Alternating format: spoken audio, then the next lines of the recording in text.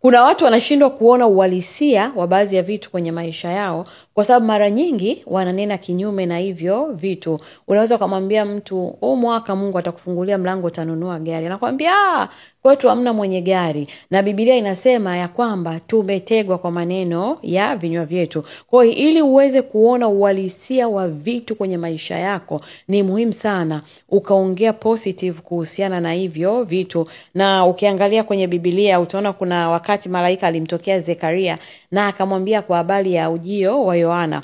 Ukisoma kwenye kitabu cha Luka sura ya 1 mstari wa 20, Biblia inasema, "Na tazama utakuwa bubu, usiweze kusema mpaka siku ile yatakapotukia hayo, kwa sababu hukuyasadiki maneno yangu, nayo yatatimizwa kwa wakati wake." Tunaona malaika anamfunga Zekaria kinywa na anamwambia ya kwamba kwa sababu hukuyasadiki maneno yangu. Kwa sababu hayakuyasadiki, kuna uwezekano mkubwa Zekaria angeweza kuongea kinyume na yale maneno, na kwa sababu hiyo angeweza kuzuia hiyo baraka ya Mungu. Kwa hiyo ili uweze kuona ahadi za Mungu zikiwa halisi kwenye maisha yako, au vitu ambavyo unatamani Mungu afanye kwenye maisha yako, au vile ambavyo unaviombea, ni muhimu sana ukanena positive kuhusiana na hivyo vitu.